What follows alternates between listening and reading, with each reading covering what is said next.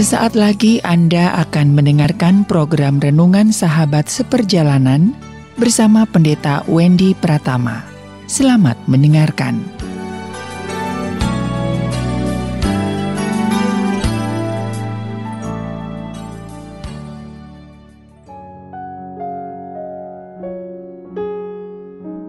Selamat berjumpa kembali di dalam layanan audio Sahabat Seperjalanan. Hari ini adalah hari Minggu, 5 Juni 2022. Tema renungan saat teduh kita dengan judul Ya Tuhan Kami Percaya.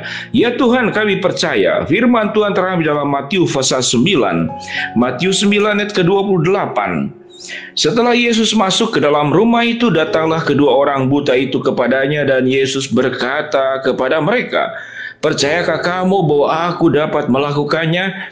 Mereka menjawab, "Ya Tuhan, kami percaya." Lalu Yesus menjamah mata mereka sambil berkata, "Jadilah kepadamu menurut imanmu." Mari kita berdoa. Bapa yang di dalam surga, kami ingin belajar mengucapkan perkataan yang diucapkan oleh dua orang tunanetra. Kalimatnya adalah Ya Tuhan kami percaya. Di dalam nama Tuhan Yesus kami berdoa. Amin.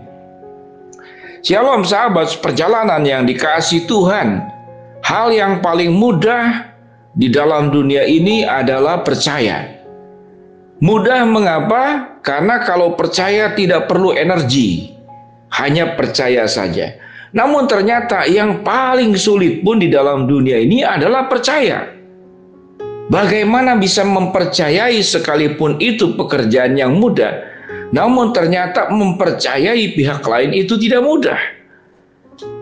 Bahkan Tuhan yang jelas-jelas maha sempurna, Tuhan yang punya segala-galanya, Tuhan dengan seluruh niat baik, niat yang tulus, niat yang bersih, niat yang murni, itu pun tetap seringkali sulit dipercaya oleh orang-orang yang pada dasarnya tidak mau percaya. Sahabat seperjalanan yang dikasihi Tuhan, dua orang tunanetra, dua orang buta, mungkin dia buta pada saat masih kecil, atau dia buta dari semenjak lahir. Dia tidak melihat. Dan seluruh perjuangan upaya untuk bisa matanya celik dan melihat adalah perjuangan yang sudah pasti dilakukan minimal oleh dirinya dan oleh keluarganya yang mencintai kedua orang tunanetra ini. Dan banyak sekali yang kemudian putus asa. Bagaimana mungkin saya bisa sembuh? Secara medis tidak mungkin. Dan mungkin juga sepanjang kehidupan dua orang tunanetra ini tidak pernah mendengar ada cerita dan kisah nyata bahwa ada orang yang tunanetra itu kemudian bisa sembuh dari kebutaannya. Tidak pernah. Namun yang menarik, bahwa kedua orang buta ini mengikuti Yesus sambil berseru-seru, "Kasihanilah kami, hai anak Daud." Jadi dia berlomba dengan orang-orang yang matanya normal, yang bisa melihat dengan kepentingannya masing-masing, tentu kalah di dalam mengejar dan mendekati Yesus karena dia tunanetra. Namun dia punya suara dengan suara keras, "Kasihanilah kami, hai anak Daud." Setelah Yesus masuk ke dalam sebuah rumah, datanglah kedua orang buta itu kepadanya. Dan Yesus bertanya kepada mereka, "Percayakah kamu bahwa aku dapat melakukannya?" Mereka menjawab, "Ya Tuhan kami percaya." "Jadilah kepadamu menurut imanmu." Itu yang dikatakan oleh Tuhan Yesus. Sahabat perjalanan yang dikasihi Tuhan, di dalam kehidupan ini kita punya problem dan persoalan yang sama beratnya atau lebih berat daripada orang tunanetra ini. Yang dikatakan tadi bahwa orang tunanetra ini seumur hidupnya tidak pernah mendengar bahwa ada orang yang tunanetra, yang buta matanya itu sembuh. Sesuatu yang mustahil. Sama juga dengan sahabat seperjalanan. Tatkala melewati berbagai macam persoalan dan banyak orang pun juga tidak berhasil melewatinya.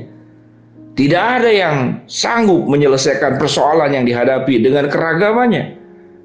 Bagaimana mungkin saya bisa percaya kepada Allah yang bisa menyelesaikan semua persoalan dalam kehidupan saya pribadi, kehidupan sahabat seperjalanan.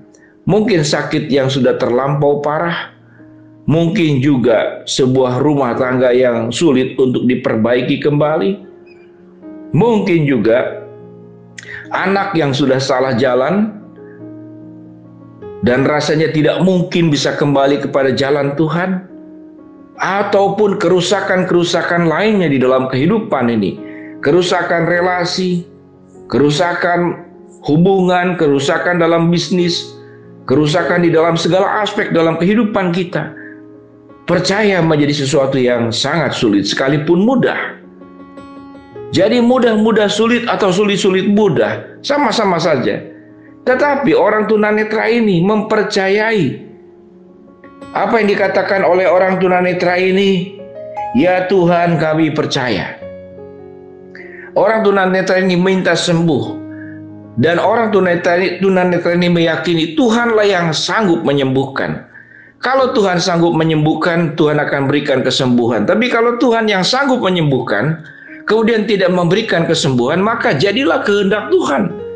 Maka di dalam setiap doa-doa kita, langkah yang paling awal yang kita perlu pegang bahwa Allah sanggup melakukan apapun yang kita butuhkan. Jadi Allah sanggup kalau Allah mau memberikan. Tapi kalau Allah tidak memberikan, Allah pun tetap sanggup, tapi tidak memberikan kepada kita. Tuhan bisa memberikan kekayaan, sanggup. Tetapi sewaktu Tuhan tidak memberikan, bukan berarti Tuhan tidak sanggup. Tuhan tetap sanggup.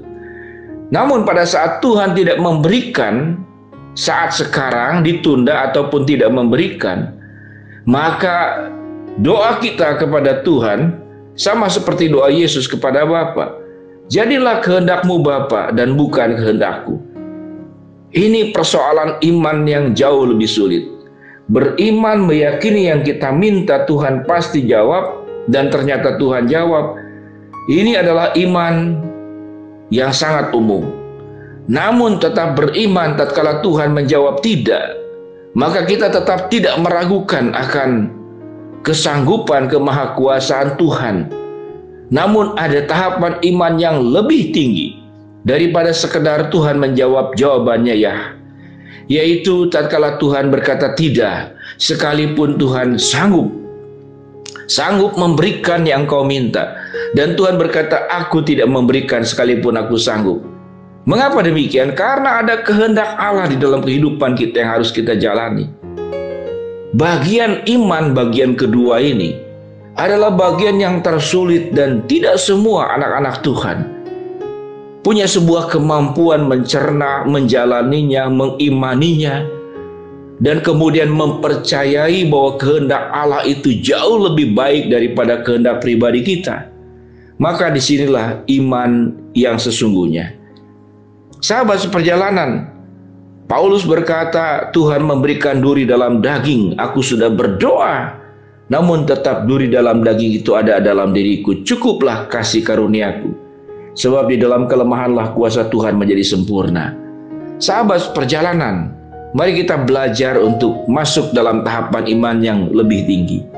Tatkala doa-doa kita Tuhan tidak katakan ya, sekalipun Tuhan sanggup, namun Tuhan katakan tidak, maka itu ada kehendak Allah dalam hidup kita yang perlu kita cerna baik-baik dan kita pahami dengan kacamata iman.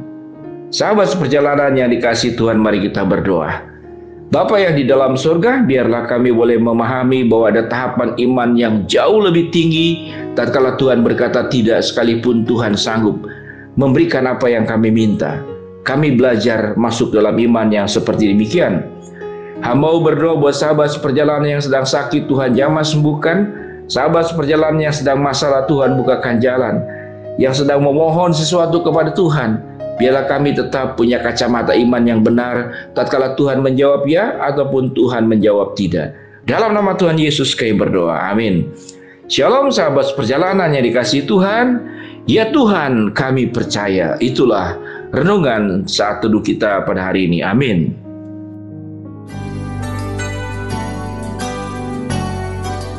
Anda baru saja mendengarkan program Renungan Sahabat Seperjalanan bersama Pendeta Wendy Pratama. Terima kasih atas perhatian Anda. Tuhan Yesus memberkati.